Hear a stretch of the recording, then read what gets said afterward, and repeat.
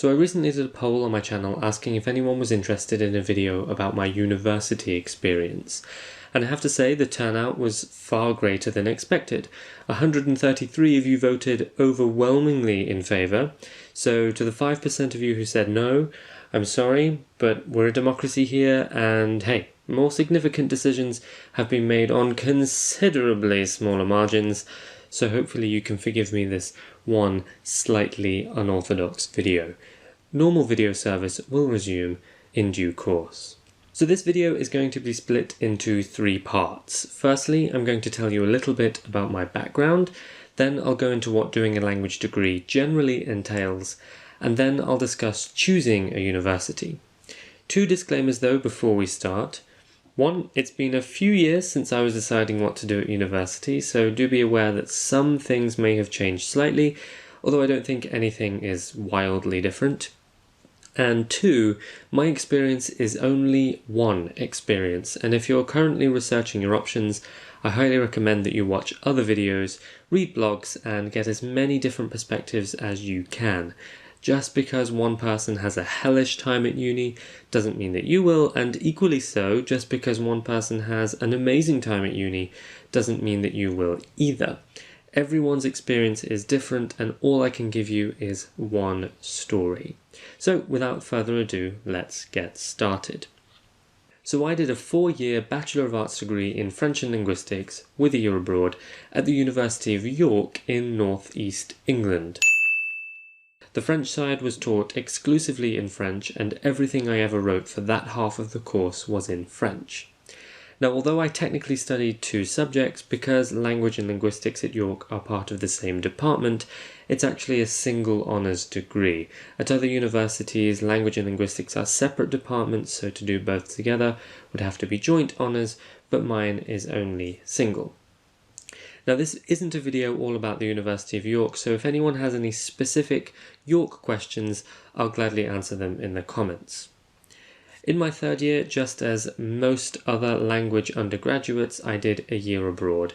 In my case, I moved to France, where for 7 months or so I was an English language assistant in a collège-lycée, where I earned a pretty penny teaching kids and young adults English, as well as a little bit of British culture.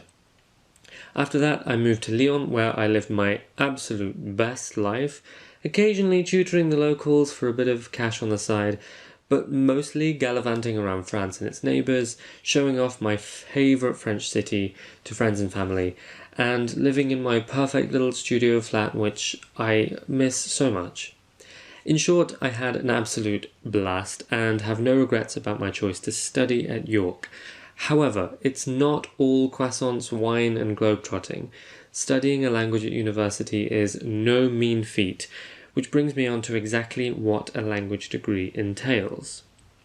Now, the reason that I decided to study French and linguistics was that I didn't think I needed a degree to prove that I could speak French.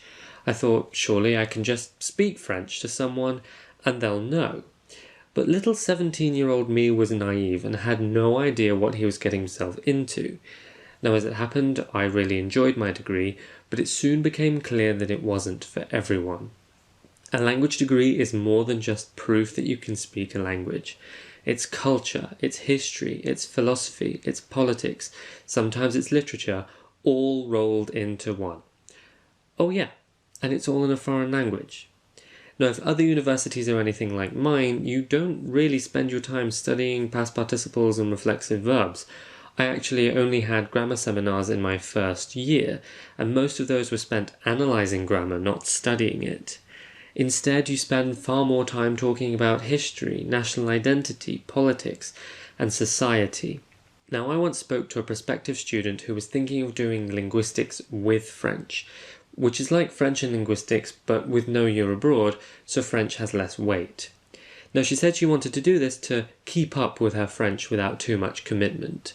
Now, my job at the time was to encourage her to study, but I had to tell her that that's not how it works. Doing a language degree is a commitment, and not doing a year abroad doesn't release you from that commitment. If all you want to do is keep up with whichever language it is you're studying, then do an extracurricular language course. Many universities offer these, and they're often much cheaper than going private. I studied Chinese and Italian through these types of courses, and the pressure was much lower than if I'd chosen them as my degree subjects. Plus, I was actually able to take Italian for credit in my 4th year because I'd reached a high enough level without having to commit to it full time.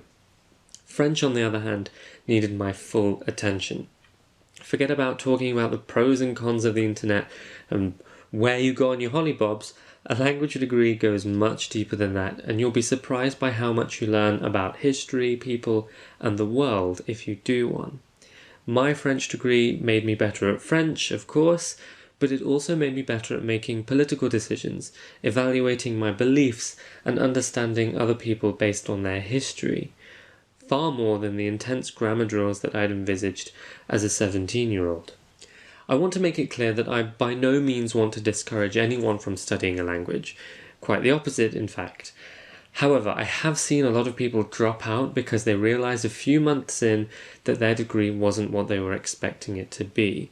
If you're going to do a language degree, you need to know that being good at the language, having good grades, isn't enough. You need to be able to commit to it, you need to enjoy it, and you need to be somewhat interested in the culture and the history. So let's say I haven't just put you off for life. How do you decide where to go? Well, I did this all wrong, so my first piece of advice is not to do what I did. My second piece of advice is to choose a university for the course, not just the university. So my first mistake was only going to 2 open days, Oxford and York. So naturally I instantly fell in love with Oxford, and of course it's one of the best universities in the world, so of course I was determined to go there. But I soon realised that the course was not for me at all. There was just too much literature and not enough practical language use. Now, if you're really into studying literature, that's great, but my interest in French is cultural and linguistic, and while literature can give a good insight into culture, it really isn't my thing. That said, I was so desperate to go to Oxford that I found myself making excuses for it. Oh, well, I suppose I could deal with moving out every 8 weeks. Oh, I'm sure the teaching will be so good that I'll learn to love the literature. Tutorials in English, well, I guess it'll be good to have a break every now and again. Ultimately, though, I realised that it just wasn't the course for me, and so I didn't apply. What that meant was that there was a lot of pressure for the next open day to impress, because how do you do better than Oxford? So a few days later I went to York, another beautiful city with a considerably less beautiful 1960s campus and the largest plastic bottom lake in Europe, and I initially had my doubts. But despite the less than impressive campus surroundings, I went to a demo lecture in linguistics and thankfully walked out saying, that's what I want to do. Then, when I found out that the French side of the course had no literature, I immediately chose York as my firm choice. Little did I know at that time that the lecturer who gave the demo would later go on to be my MA supervisor. But I took a big risk in not going to any more open days. There was a lot of pressure on York, and I was lucky. I was confident that I would get the grades, and in fact, I exceeded the requirements. But I would advise everyone to go to several open days just in case. Of course, the city, the prestige, and the general feel of the university are important. I didn't just apply at any old university, right? York is a Russell Group university, which for those of you who don't know, is like the American Ivy League and basically means it's a good university. It ranks highly in linguistic research and, like I said, is a beautiful city. But the course must be your priority, even if it means not going to the place you always thought you would go. So there we have it, my experience studying a language at university and my advice for those of you who are considering it in a nutshell. Now, if you'd like me to talk a little bit more in detail about the French side of my degree, I'll quite happily do a video about that. I was looking through my old university folders the other day and I actually found some of my essays and some of my oral exam topics. So if you want me to go through those, I'll quite happily do a video about that. It'll be a little bit more laid back than this one because that for me will just be a good trip down memory lane and will hopefully give you an impression of the kind of things you might be expected to talk and write about at university. Of course, every university is different, so you might study different things, but if any of you think that that might be interesting to you, then please do let me know. Thank you once again to everyone who voted for this video. I know it's a little bit different to what I normally do, but hopefully it will be useful to those of you who are thinking about going to university, specifically those of you thinking of studying a language. Good luck to any of you who are in the middle of that process right now. I know how stressful and how difficult it can be to make such big life decisions like this. Thank you very much for watching, and until next time, à bientôt.